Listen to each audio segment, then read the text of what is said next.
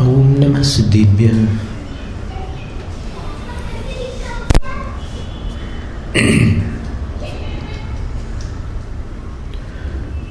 मोक्षमार्गस्य नीतारं भेत्तारं कर्मभूभृतां ज्ञातारं विश्वतत्त्वानां वन्दे तद्गुणलब्धये।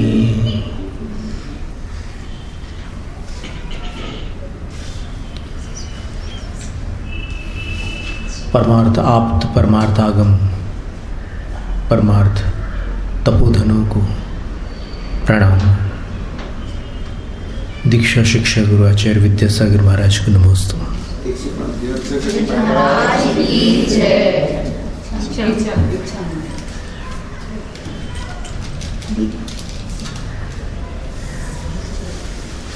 स्वाध्याय विकल्प विज्ञानार्थम आह। स्वाध्याय के वेदों का विशिष्ट ज्ञान कराने के लिए आचार्य उमा स्वामी 9 अध्याय का 25वां सूत्र कहते हैं, वाचना प्रच्छनानुप्रेक्षाम्नाय धर्मोपदेशाः।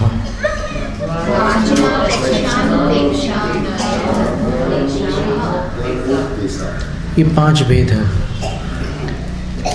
निर्वद्य ग्रंथार्थ वय प्रदानम वाचना, शुद्ध उच्चारण करना, शुद्ध अर्थ निकालना और दोनों साथ में बता देना, पाठ करते हुए अर्थ कर देना, वो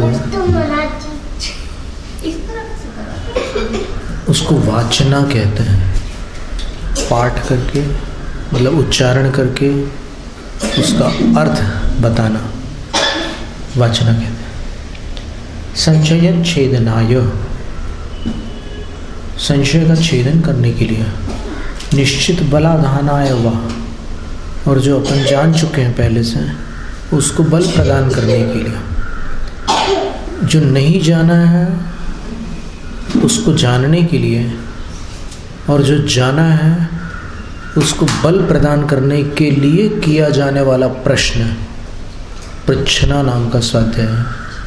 तो प्रश्न 2 कारणों से किए जाते हैं। एक तो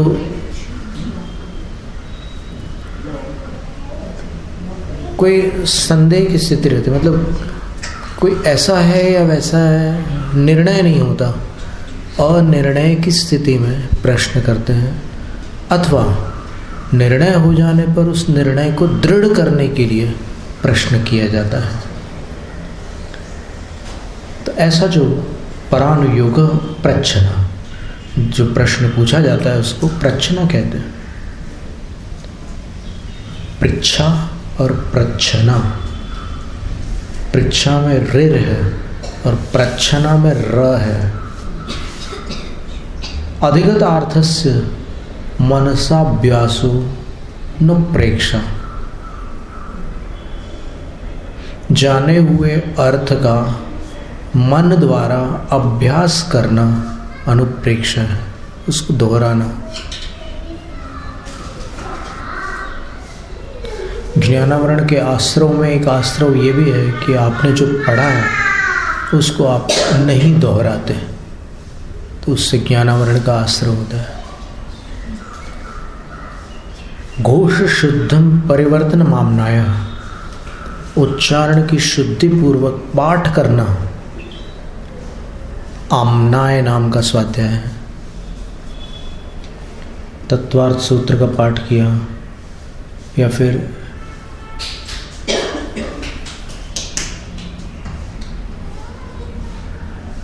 सहस्त्र नाम का पाठ किया, किसी भी ग्रंथ का पाठ कर रहे हैं या किसी स्तोत्र आदि का पाठ कर रहे हैं तो वो आमनाय कहलाती है।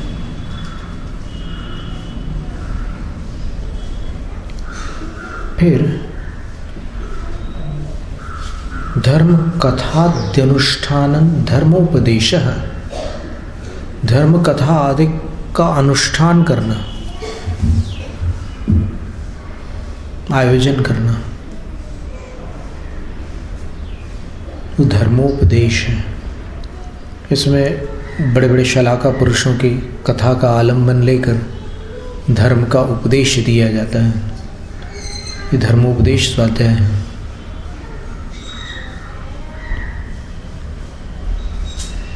स एष पंचविध स्वाध्याय किमर्थ। ये 5 प्रकार का स्वाध्याय किस उद्देश्य से किया जाता है? तो उत्तर बहुत सुंदर उत्तर है। स्वाध्याय से जो जो लाभ होते हैं वो सब बता रहे हैं। पहला लाभ प्रज्ञातिशय, अपने ज्ञान में वृद्धि होती है।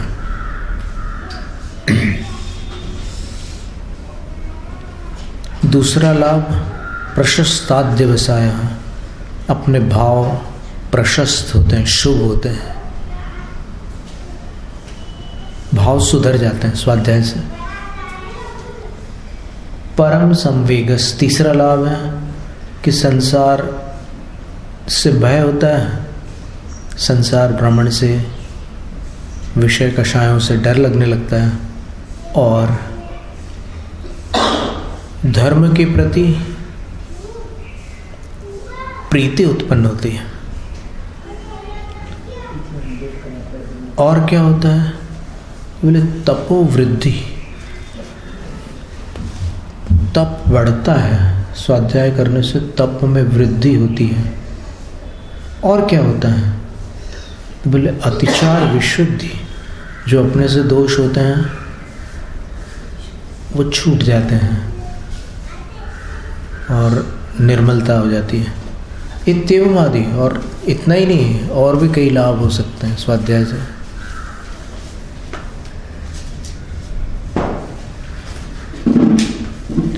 व्युत्सर्ग भेद निर्ज्ञानार्थमाह। अब अंतरंग तप में एक व्युत्सर्ग नाम का तप था, उसके भेदों का निर्ज्ञान कराने के लिए आचार्य कहते हैं बाह्याभ्यंतरोपद्यो।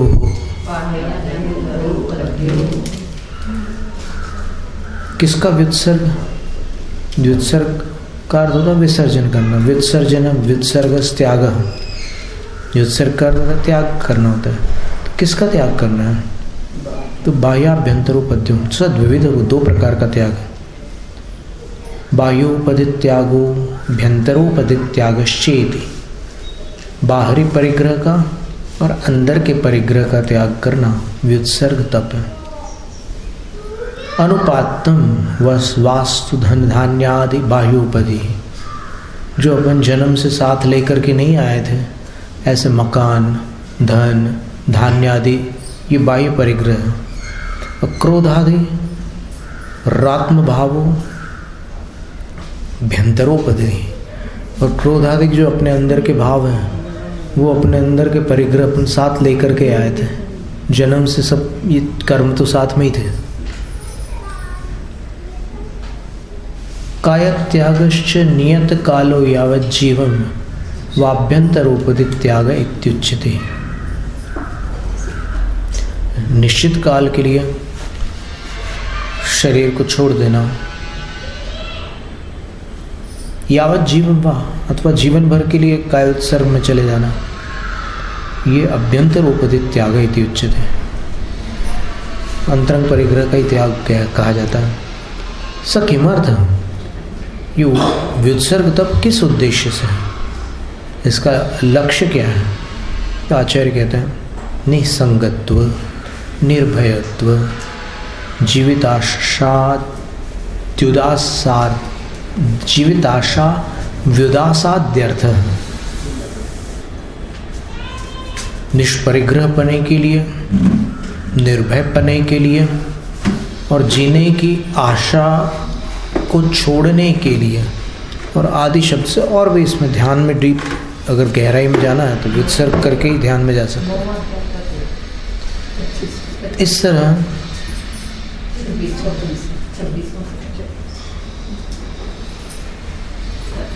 ये व्युत्सर्ग तप है। अब अपन ने इसको पढ़ लिया और सुन लिया और बड़ी आसानी से अपन मान गए कि भाई ये बात ठीक है, व्युत्सर्ग तप ऐसे ही होता है, बाह्य परिग्रह का त्याग और अंतरंग पर क्रोधादिक परिग्रहों का त्याग है। लेकिन सोचने की बात यह है कि बाह्य परिग्रह का तो अपरिग्रह महाव्रत लेते समय छोड़ा, त्याग कर दिया था।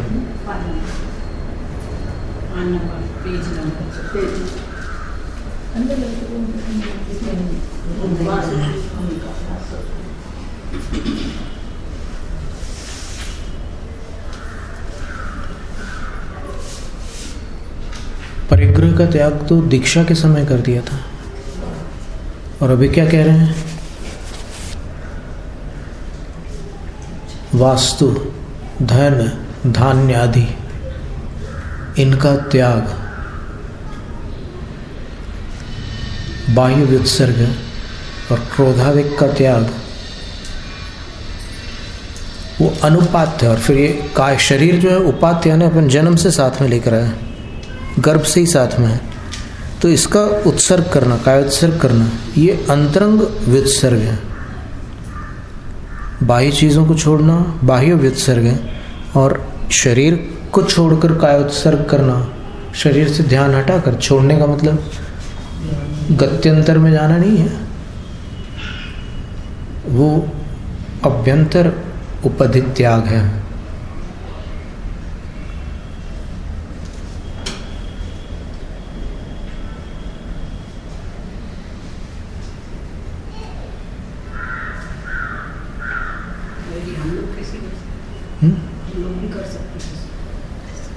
अभी पहले तो परिग्रह महाव्रत होगा, उसके बाद फिर वित्सर्ग तप होगा। वो महाव्रत जो है मूल गुण है और तप जो है उत्तर गुण है। तो मूल गुण में परिग्रह का त्याग किया था, अब यहाँ पर उत्तर गुण में फिर से परिग्रह का त्याग कैसे संभव है? तो उसका उत्तर मूलाचार ग्रंथ में लिखा है। जैसे अपन अभी मानते हैं ना कि सब घर बार छोड़ दिया साधु ने, तो अगर पिच्छी कमंडल और शास्त्र के अलावा अगर कुछ भी रख ले साधु तो नमस्तु के लायक नहीं है, वो जैन साधु हो ही नहीं सकता। ऐसा जो कहते हैं ना, ये अधूरा ज्ञान खतरा है जान वाली हालत। आपने कुछ पढ़ा लिखा नहीं है और फिर ज़्यादा होशियार बन गए, दो चार बात सुन करके इधर उधर की, तो वैसा नहीं है। यहाँ पर ये बताया, वहाँ पर मूलाचार ग्रंथ में लिखा है कि अपरिग्रह महाव्रत में कौन सा परिग्रह छोड़ा जाता है? तो बोले जो साधु के अयोग्य परिग्रह है उसको छोड़ा जाता है। योग्य परिग्रह को यहाँ छोड़ा जाता है उत्तर गुण में। मूल गुण में अयोग्य परिग्रह को छोड़ा जाता है और उत्तर गुण में साधु के योग्य जो परिग्रह है उसको भी छोड़ दिया जाता है। उतने काल के लिए चश्मे को हाथ नहीं लगाएंगे, चटाई को नहीं छुएंगे, पिच्छी कमंडल जो भी कुछ भी है उपकरण सबका त्याग है। हम ध्यान में बैठेंगे, बस काय उत्सर्ग करेंगे। ये व्युत्सर्ग तप है, इसका नाम उत्तर गुण है। और जब साधु प्रवृत्ति में रहते हैं तो फिर बहुत सारी चीज़ों को अपनाते हैं, चटाई लेते हैं, और भी कितनी वस्तुएं रहती हैं। बैग भी हो सकता है, पुस्तकें होती है, कलम होती है, चश्मा होता है, और ये शास्त्र रखने की चौकी भी होती है। कई चीज़ें होती है साधु के पास, पर वो साधु के अयोग्य नहीं है।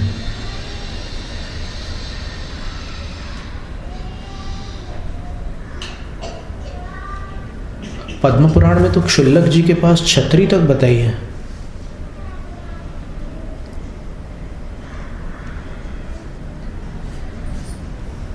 और वैसे विशेष परिस्थिति की बात है, हमेशा की बात नहीं है। सामान्य परिस्थिति में अगर कुछ सुविधा का उपयोग करते हैं तो उसका प्रायश्चित भी बताया है कि अगर आप स्वस्थ हैं फिर भी आप छतरी का प्रयोग कर रहे हैं तो फिर आपको प्रायश्चित लेना पड़ेगा। और अगर आपके शरीर में कोई तकलीफ है और अगर छतरी कोई आपके साथ है तो फिर कोई प्रायश्चित नहीं है। सारी बातें हैं। तो ये जो चश्मा है और अन्य भी बहुत सारे परिग्रह हैं, उसमें अपने को ये समझना बहुत ज़रूरी है कि कौन से साधु के योग्य है और कौन से योग्य नहीं है। अभी ये पिच्छी कमंडल शास्त्र कोई परिग्रह नहीं है, ये तो उपकरण है। बोले कि अगर उपकरण के सिवाय अगर कोई चीज़ रख ले, कोई भी परिग्रह रख ले, तो फिर वो साधु साधु नहीं है। ये धारणा शास्त्रोक्त धारणा नहीं है। शास्त्र में बताया हुआ जिनकल्पी साधुओं की बात अलग है, तीर्थंकर की बात अलग है, गणधरों की बात अलग है, रिद्धिधारी साधुओं की बात अलग है। लेकिन जो स्थविर कल्पी साधु हैं, दो प्रकार के साधु होते हैं ना, एक अल्प शक्ति साधु जो होते हैं उनको स्थविर कल्पी कहते हैं, और महाशक्ति संपन्न साधु होते हैं वो जिन कल्पी होते हैं। तो आचार्य शांति सागर महाराज जी भी चश्मा पहनते थे। अब वर्षों पहले एक किताब निकली थी, उसमें लिखा था कि जो साधु चश्मा पहनते हैं वो नरक निगोद के पात्र हैं। तो ये निंदा करना हो तो कोई भी बहाना मिल सकता है किसी को, पर अगर ज्ञान के मार्ग से विचार करें, ये कषाय मार्ग हो गया। आप एक प्रकार से उसका भविष्य भी निर्धारित कर रहे हो। किसी विषय को लेकर आप विचार तो कर ही रहे हो, लेकिन विचार करने के साथ साथ इतनी कषाय हो जाती है कि उस कषाय के कारण आप उसको नरक निगोद का पात्र, नरक निगोद बोलना कितना सरल है और वहाँ की वेदना कितनी दुष्कर है, तो आप बोलकर हिंसा नहीं कर रहे क्या? अब वो कोई कहाँ जाएगा, वो उसके कर्मों के ऊपर है, लेकिन आपने जो कषाय की उनको वहाँ भेजने की, तो फिर कौन सा बंध बंधेगा, पुण्य का या पाप का? ये शुभ भाव है या अशुभ भाव है? तो ये सारी बातें विचारने की है, उतना सरल नहीं है ये स्वाध्याय। और साधु का निर्णय मूलाचार पढ़ करके हो ही नहीं सकता, क्योंकि मूलाचार में पुलाक आदि मुनियों का वर्णन है ही नहीं। मूलाचार में शुद्धोपयोग और शुभोपयोग का वर्णन नहीं है, फिर क्या करोगे? तो शुभोपयोगी और शुद्धोपयोगी साधुओं का वर्णन पढ़ने के लिए आपको प्रवचन सार, नियम सार की शरण में जाना होगा। फिर स्थविर कल्पी और जिन कल्पी साधुओं का वर्णन पढ़ने के लिए आपको भाव संग्रह में और भद्रभाव चरित्र में जाना पड़ेगा। फिर जो जिन कल्पी साधुओं में भी कई ऐसे साधु होते हैं जो केशलोंच नहीं करते हैं, उनके बाल बढ़ते रहते हैं, वो अपनी धुन में बस अपनी साधना में लगे रहते हैं, उनको कोई चिंता नहीं केशलोंच आदि की। और अभी 2-4 शास्त्र पढ़ने वाला, मूलाचार पढ़ने वाले बोले तो ये काय का साधु है, हम तो इनको साधु मान ही नहीं सकते। और तुम नहीं मान सकते, कोई बड़ी बात नहीं है। तुम कौन से बड़े आदमी हो यार, तुम लगते कौन हो? पूरे जिन शासन में, इतना विशाल जिन शासन, 2.5 द्वीप में बड़े बड़े गणधर उनको नमो लोए सब सावणम बोल रहे हैं, तो तुम तो गणधरों से भी बड़े हो गए, क्योंकि तुम्हारा ज्ञान ये निर्णय दे रहा है कि ये साधु साधु नहीं है। और कुंद आचार्य लिख रहे हैं योगी भक्ति में, दीह न मनसुलो में तब सिर भरिए नमन सामे, जिनकी जटाएं लंबी लंबी हो चुकी हैं, जिनके नाखून बढ़ चुके हैं और जो अपनी तपस्या में लीन है, भोजन पानी की कोई सुध नहीं है, ऐसे तपस्वी निर्ग्रंथ जैन श्रमणों को मैं नमस्कार करता हूँ। तो फिर क्या मतलब हुआ? अपन मूलाचार पढ़ करके आप साधु को पहचानोगे? इतना सरल नहीं है। एक बार हमने बताया था कि कम से कम 9 ग्रंथ लगते हैं साधु को समझने के लिए, 9 ग्रंथ पढ़ने पड़ते हैं। अभी तो कुछ नाम तो हमने बता ही दिया आपको, 5 नाम तो बता दिए ना, 6-7 मूलाचार, प्रवचन सार, नियम सार, भाव संग्रह, भद्रभाव चरित्र, और ये पुलाक अधिक मुनियों का वर्णन कहाँ मिलेगा? सर्वार्थ सिद्धि में, तत्वार्थ वार्तिक में, तो ये पढ़ना भी ज़रूरी है। 5 और 2 7 हो गए। फिर ये लंबी दाढ़ी और लंबी जटाओं वाला वर्णन कहाँ मिलेगा? योग भक्ति में। फिर मूलाचार में लिखा है कि 6 महीने से ऊपर उपवास नहीं कर सकते, और बाहुबली स्वामी ने 1 साल का उपवास किया, तो वो वर्णन कहाँ मिलेगा? महापुराण में। तो बहुत सारे ग्रंथ पढ़ना आवश्यक होता है। फिर अभी नमो लोए संव सावणम का अर्थ नहीं पता ना, अब किसको नमस्कार कर रहे हैं तो उसमें छटाई कर रहे हैं कि ये पंचम काल के साधुओं को मेरा नमस्तु नहीं है, मैं सिर्फ इनको नमस्कार करता हूँ और किसी साधु को मैं नमस्कार नहीं करता। पर मैं क्या कर रहा हूँ? अभी मैं का अर्थ भी पता नहीं है और फिर इतनी बड़ी बातें कर रहा हूँ। तो ये बहुत सावधानी का विषय है। तो कितनी बड़ी बात हो गई। देखो अपन ने बाह्याभ्यंतरोपद्यो पूरा पढ़ लिया था, टीका भी पढ़ ली थी, लेकिन अब समझ में आया कि ये परिग्रह का त्याग तो पहले कर चुके हो घर बार का, फिर यहाँ कौन से परिग्रह का त्याग किया। ये साधु की बात चल रही है। और तप जो है साधु का उत्तर गुण है। 28 मूल गुण होते हैं, 34 उत्तर गुण होते हैं, 12 तप और 22 परिचर्या, ये 34 उत्तर गुण होते हैं। तो 12 तप में ये अभ्यंतर तप के अंतर्गत व्युत्सर्ग नाम का तप है। और इसमें कह रहे हैं कि दोनों प्रकार के परिग्रह का त्याग करो। तो ये परिग्रह अगर होते ही नहीं तो फिर ये तप भी नहीं होता। तो बोलते हैं कि होते हैं परिग्रह, साधु के पास साधु के योग्य परिग्रह होते हैं, उपकरण नहीं। उपकरण तो ठीक है, दीक्षा के ही समय मिल जाते हैं, लेकिन परिग्रह होते हैं साधु के पास। और प्रवचन सार की टीका में भी अगर आप जाएंगे तो पता चलेगा कि आचार्य अमृतचंद सूरी ने लिखा है कि परिग्रह ग्रहण करने से तो संयम का घात हो जाएगा। तो आचार्य उत्तर देते हैं कि नहीं ग्रहण करने से संयम का घात हो जाएगा। आपको पंक्ति पढ़ के सुना देते हैं, इसकी रिकॉर्डिंग मान लो कोई सुने और उनको बड़ी आकुलता उत्पन्न हो जाए, तो ऐसी आकुलता अपन उत्पन्न नहीं करना चाहते, अपन देख लेते हैं।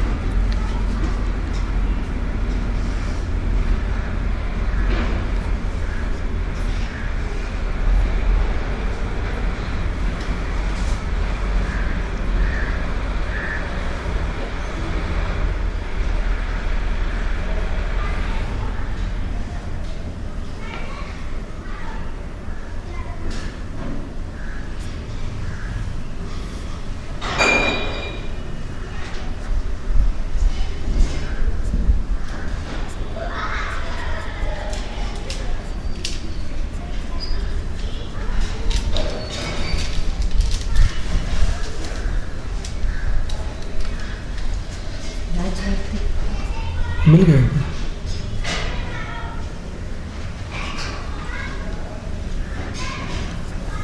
यदा ही श्रमण सर्वोपति प्रतिषेध मास्ताय, जब कोई श्रमण सब परिग्रह के त्याग में विराजमान हो जाते हैं और परम उपेक्षा संयम प्रतिपत्तु कामों पे विशिष्ट काल क्षेत्राव वशात अवसन्न शक्तिर न प्रतिपत्तुम क्षमते, और सब छोड़ करके सिद्धोपयोग की कामना करने वाले वो साधु परम उपेक्षा संयम प्राप्त करने के इच्छुक होते हुए भी काल और क्षेत्र के प्रभाव से शक्तिहीन होते हुए प्रतिपत्तुम न क्षमते, शुद्धोपयोग को प्राप्त करने में समर्थ नहीं हो पाते। तदा तब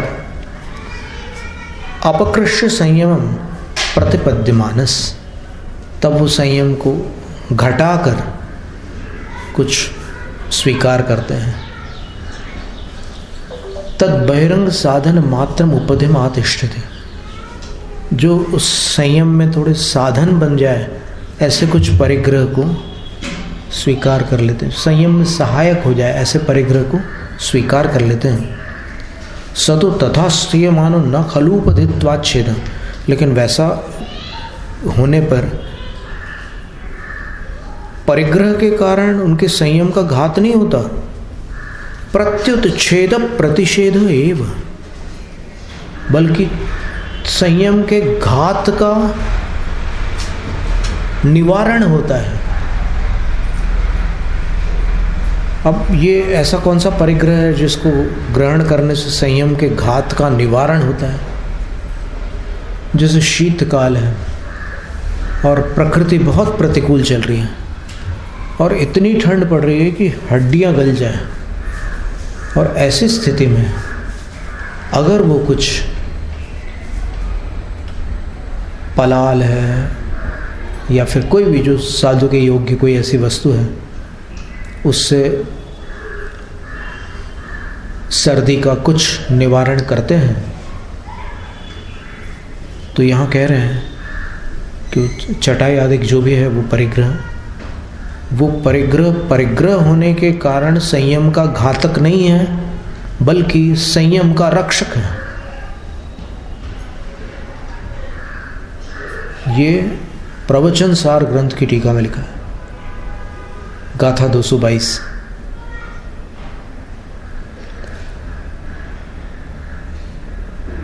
तो ऐसी स्थिति में परिग्रह को भी कहीं पर स्वीकार करना है, ऐसा आचार्यों का कथन है। क्या कह रहे हैं? छेदो जीर्ण विज्जति, जिस परिग्रह से संयम का घात न हो। कैसे? गहन विसर्गे सुसेव मानस, लेते समय, छोड़ते समय, सेवन करते समय जिस परिग्रह के कारण संयम का घात न होता हो। कालं खेतम व्याणितम, समय को यानी ऋतु आदि को और स्थान को। कैसा स्थान है? 3 प्रकार के स्थान बताए हैं मूलाचार्य ग्रंथ में, जांगल, अनूप और साधारण। 3 प्रकार के स्थान होते हैं। जांगल क्षेत्र में जंगली एरिया होता है, और अनूप क्षेत्र में खूब जल की मात्रा और बाग बगीचे आदि रहते हैं, और साधारण में मध्यम रहता है। तो कैसा स्थान है और कैसा समय चल रहा है, कैसी ऋतु है, उसको व्याणिता अच्छे से समझ करके तेण वहीणा वट्टद, उस परिग्रह के साथ साधु प्रवृत्ति करे। आदेश दे रहे हैं। कौन आदेश दे रहे हैं? कुंद आचार्य। और फिर कहते हैं कि वो ऐसा कौन सा परिग्रह है जो साधु के योग्य है। तो आचार्य कहते हैं अपरिकुट्ठम बुद्धि, वो परिग्रह ऐसा हो जो लोगों में चर्चा का विषय न बने, निंदा का कारण न बने। मान लो साधु कैमरा रख ले, तो वो कैमरा रख लेने से फिर समस्या हो जाएगी, क्योंकि उससे संयम की साधना तो नहीं होने वाली, पर वो कुछ अलग ही उसका उपयोग होने लग जाएगा। तो लोगों में चर्चा हो जाएगी, देखो ये महाराज कैमरा क्यों रखे हैं, ऐसी स्थिति हो जाएगी। फिर अपड़ी कुट्ठम, ऐसा परिग्रह हो जिसकी आलोचना न हो, और असंजत जने ही अपत्थ निजम, और असंयमी लोगों के द्वारा जो वस्तु मांगी ना जाए, यानी साधु के पास ऐसा परिग्रह न हो जिसको कोई मांगना चाहे कि महाराज आपके पास 2 है क्या, एक हमें आशीर्वाद दे दो महाराज, हमारा भी थोड़ा उद्धार हो जाए। मांगने वाले बहुत स्टाइल से मांगते हो, तो हम उतनी कुशलता से नहीं बोल पा रहे, वो बोलने वाले बहुत चतुराई से मांगते। तो ऐसी वस्तु नहीं रखना। और मुच्छादि जनन रहितम, फिर भी मूर्छा आदि को उत्पन्न करने वाली वस्तु भी न हो, यानी अपन आकुल व्याकुल हो जाए उसके बिना, मतलब बेचैन हो जाए, उसको संभालने में पूरा दिन निकल जाए, ऐसी चीज़ नहीं रखनी। गिण्य तो समझो, ग्रहण कर लो, पर ऐसी वस्तुओं से बचो।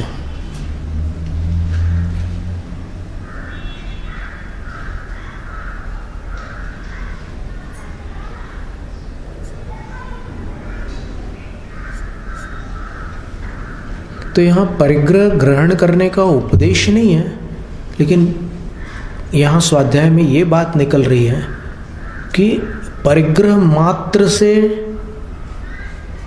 साधुत्व समाप्त होता हो, ऐसा नियम नहीं है।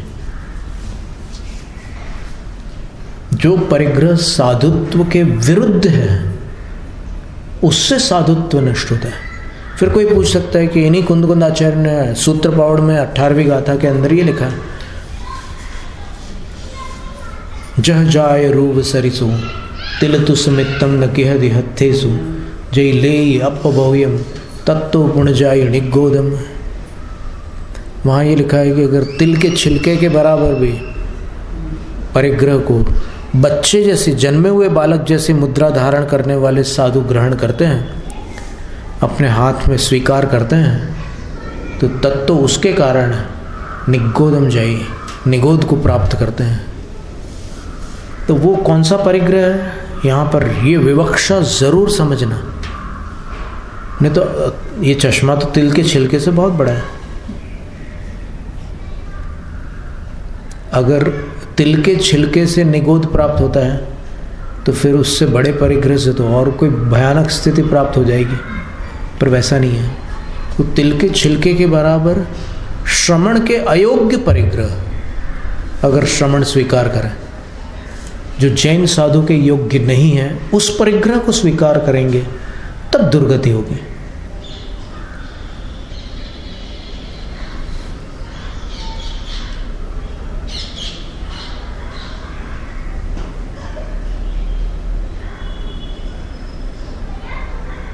आचार्य शांति सागर जी जब एकदम वयोवृद्ध हो गए थे तो फिर ऐसे सहारे से चलना पड़ता था।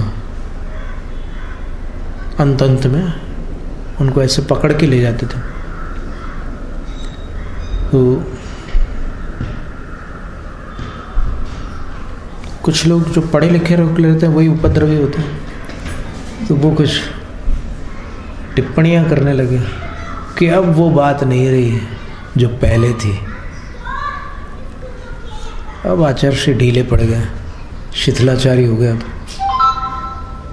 तो फिर एक विद्वान ने आचार्य जी से कहा जाकर के कि आचार्य जी ऐसा कह रहे हैं वो लोग।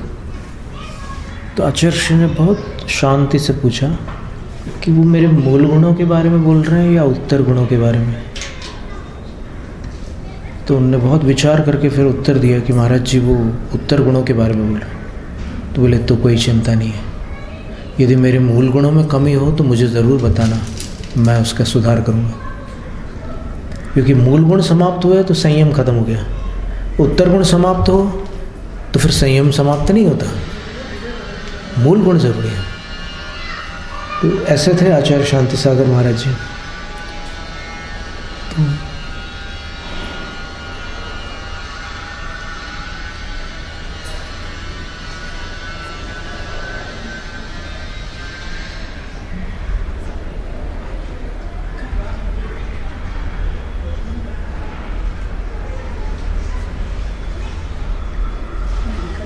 अपरिग्रह महाव्रत में साधु के अयोग्य परिग्रह का त्याग और वित्सर्ग तप में साधु के योग्य परिग्रह का त्याग होता है। अगर क्योंकि यहाँ साफ लिखा है ना, बाह्याभ्यंतरोपद्यो उपद्यो हो, उपधि का अर्थ परिग्रह है। अगर पूरे परिग्रह का त्याग अपरिग्रह महाव्रत में होता तो फिर वित्सर्ग में त्यागने के लिए कुछ बचता ही नहीं। तो फिर वित्सर्ग का उपदेश ही क्यों करते जिनेंद्र भगवान? यानी वित्सर्ग में जो बचा हुआ है उसको भी छोड़ना है। और वित्सर्ग, अब चलो कोई कह सकता है कि नहीं अभी प्रवृत्ति तो चालू है, उसका तो त्याग कर सकते हैं। तो प्रवृत्ति का त्याग करना और निवृत्ति में जाना वो अंतरंग वित्सर्ग है। फिर बाह्य वित्सर्ग क्या वस्तु है? तो बाह्य वित्सर्ग वो वस्तु है कि कोई ऐसी बाह्य वस्तु हो साधु के पास, उसका त्याग करे, तब बाह्य वित्सर्ग। अगर होगी नहीं कोई वस्तु तो फिर त्याग नहीं हो सकता ना।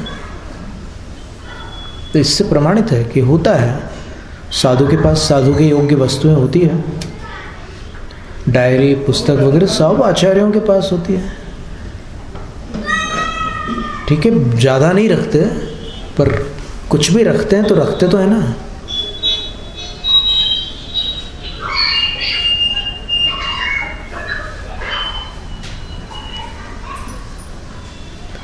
यद बहुवक्तव्यं ध्यानमिति पृथक व्यवस्थापितं तस्यैदानीं भेदाविधानं प्राप्त कालम।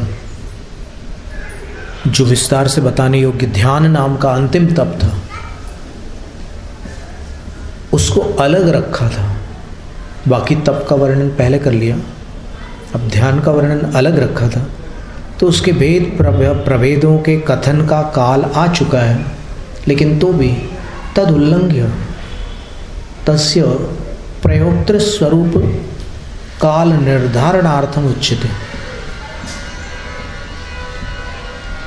तो ध्यान के भेदों को अभी तुरंत न बताकर पहले ये बताते हैं कि ध्यान लगाने वाला कौन होता है, ध्यान किसको लगता है और कितने समय तक लगता है। इसका निश्चय करने के लिए 27वां सूत्र कहा जाता है, उत्तम संगनन से एकाग्र चिंता निरोधो ध्यान मांतर मुहूर्तात्।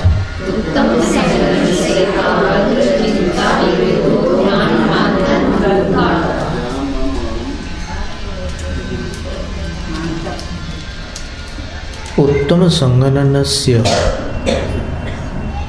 आद्यम तृतीयम संगणनम उत्तमम। शुरू के 3 संगणन उत्तम संगणन होते हैं। तो जिस मनुष्य को ऊपर के 3 संगणन प्राप्त हुए हैं और जिन्होंने मुनि दीक्षा ली है, वो ध्यान लगा सकते हैं।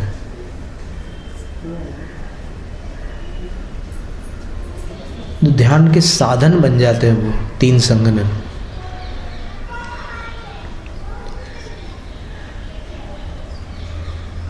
मोक्षस्य तो आद्यमेव, लेकिन मोक्ष का साधन सिर्फ प्रथम संगणन ही बन सकता है, अन्य संगणन मोक्ष के साधन नहीं होते। तद उत्तम संगणन यस्य सोयम उत्तम संगणनः तस्य उत्तम संगणनस्य इति अनेन प्रयोक्तृ निर्देश कृतः। इससे ये निर्देश कर दिया कि ध्यान के प्रयोक्ता कौन होते हैं, अर्थात ध्यान प्रयुक्त कौन होते हैं, ध्यान लगाते कौन है, ये स्पष्ट कर दिया। फिर कहते हैं उत्तम संगणन से एकाग्र चिंता निरोधम अग्रम मुखम। अग्र का अर्थ होता है मुख। एकम अग्रम अस्य इति एकाग्र। एक मुख है जिसका, वो एकाग्र कहलाता है। नानार्थावलंबनेन चिंता परिस्पंदवती। जो अपनी चिंता होती है मन संबंधी, मन की परिणति होती है चिंता, वह अनेक प्रकार के पदार्थों का अवलंबन लेने के कारण चंचल होती है। तस्या अन्याशेष मुखेभ्यो व्यावर्त्य। उस मन की परिणति को अन्य सभी विषयों से हटाकर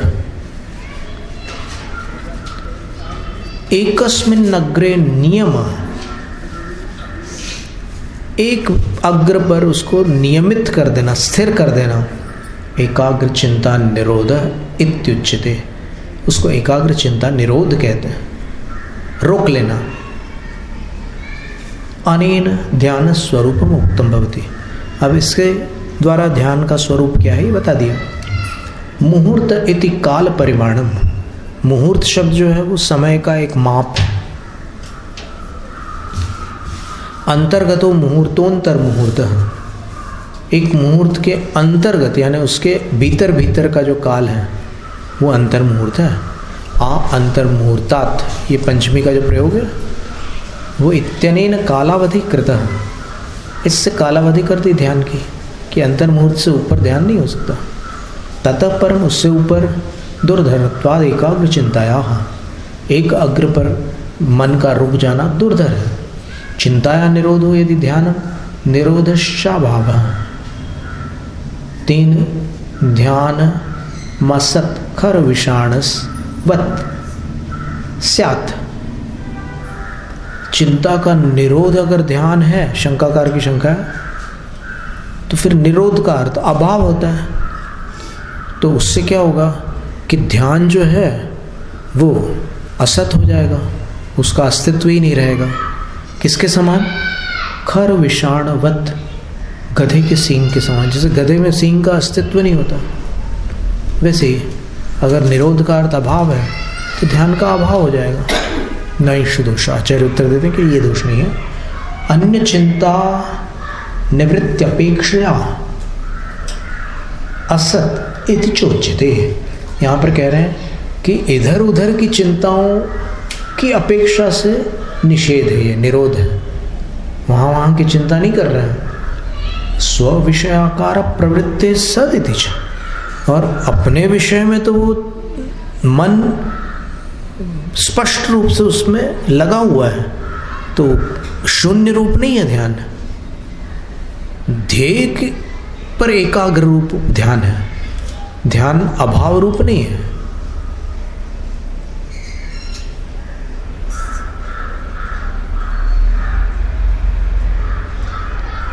अभावस्य भावांतरत्वात् हेत्वंगत्वाब्धि बि रभावस्य वस्तु धर्मत्व सिद्धेश्च।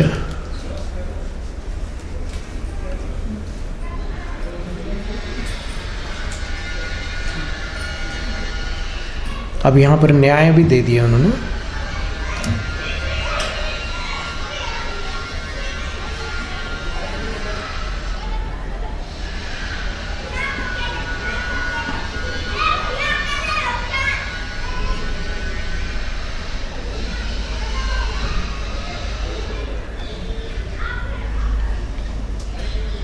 अथवा नायम भाव साधन, इसको भाव साधन मत बनाओ, इसको ऐसा बनाओ निरोधनम निरोध इति, रुकना निरोधन है। किन तरहि कर्म साधना निरुध्यत इति निरोध। रुकना निरोध है ऐसा न लेकर के जो रोका जाता है उसको निरोध कह रहे हैं। चिंता चासो निरोधश्च चिंता निरोध।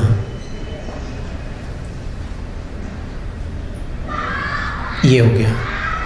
एतदुक्तम भवति, यहाँ पर ये कहा जा रहा है ज्ञानमेवा परिस्पंदाग्नि शिखावद अवभासमानं ध्यानमिति। क्या सुंदर परिभाषा दी। ज्ञान ही वायु रहित स्थान पर रखे हुए दीपक की शिखा के समान जब अचल होता है तब ध्यान कहलाता है।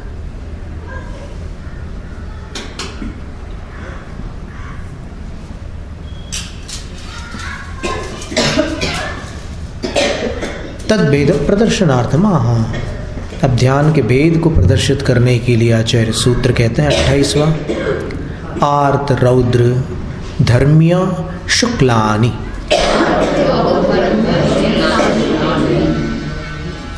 ऋत शब्द से आर्त बना है। ऋतम दुखम अर्दनम अर्तिर्वा। ऋत कह लो, अर्दन कह लो, अर्ति कह लो।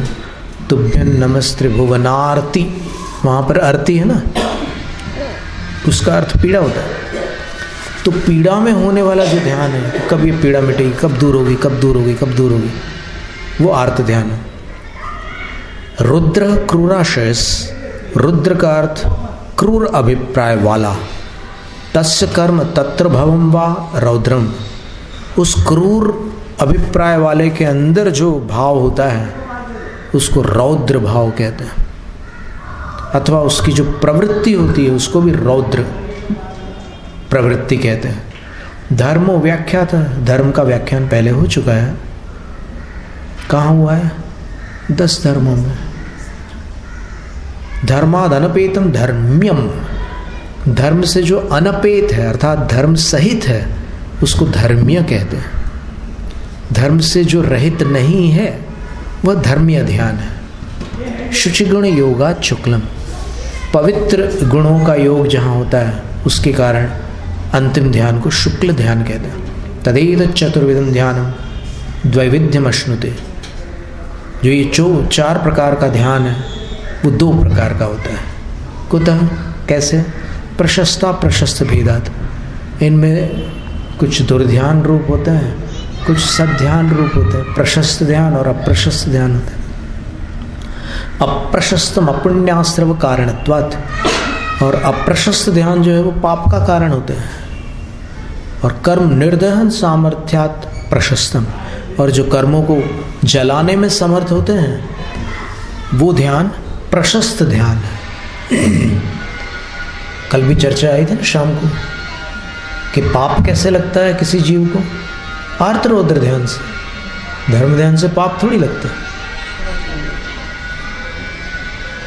किम पुनस्तदिति चेत उच्यते, फिर वो कौन सा ध्यान है जो यहाँ निर्जरा के प्रकरण में कर्मों को जलाने में समर्थ है? कौन सा ध्यान है? तो आचार्य उत्तर देते हैं, परे मोक्ष हेतु। अंत के 2 ध्यान मोक्ष के कारण है, सिर्फ शुक्ल ध्यान नहीं है। धर्म ध्यान और शुक्ल ध्यान, ये 2 ध्यान मोक्ष के कारण है। परम उत्तरम अन्यत, अंत्यम। पर का अर्थ होता है बाद वाला, अंतिम, अंत्यम शुक्लम तत्सामीप्याद धर्म्यम अपि परम इत्युपचर्यते। और 2 को पर का अर्थ लास्ट है, लेकिन यहाँ पर को द्विवचन में कैसे दे दिया? तो बोले लास्ट वाले के जो बाजू वाला है वो भी लास्ट वाला ही समझ लो। तो धर्म और शुक्ल दोनों को ले लिया। उपचार से द्विवचन निर्देश सामर्थ्यात् गौणम अपि गृह्यते। और द्विवचन का जो निर्देश है उसके सामर्थ्य से गौण को भी ग्रहण किया जाता है। परे मोक्ष हेतु इति वचनात् पूर्वे आर्त रौद्रे संसार हेतु इत्युक्तम भवति। तो गौण क्या है? यहाँ पर एकदम मुख्य रूप से बोल दिया कि ये मोक्ष के कारण है। तो फिर इससे आप अनुमान लगाओ कि संसार के कारण कौन से हैं? आद्य संसार हेतु, माने शुरू वाले जो 2 हैं आर्त और रौद्र ध्यान, वो संसार के कारण है। पूर्वे संसार हेतु ये कह दिया, परे मोक्ष हेतु पूर्वे संसार हेतु इत्युक्तम भवति। कुतः, कैसे? तृतीय से साध्य से अभावात, क्योंकि तीसरा कोई होता नहीं है। मोक्ष और संसार के अलावा कोई तीसरी वस्तु होती नहीं है कहीं भी। या तो मोक्ष होता है या संसार होता है, तीसरा कुछ नहीं होता। तत्रार्थम चतुर्विधम, फिर इसमें सभी के 4 भेद हैं। और आर्त ध्यान के जो 4 भेद हैं उनको बताने के लिए आगे के कुछ सूत्र हैं, तो अपन उसमें आगामी सत्र में प्रवेश करेंगे। जैनम जयतु शास्त्र।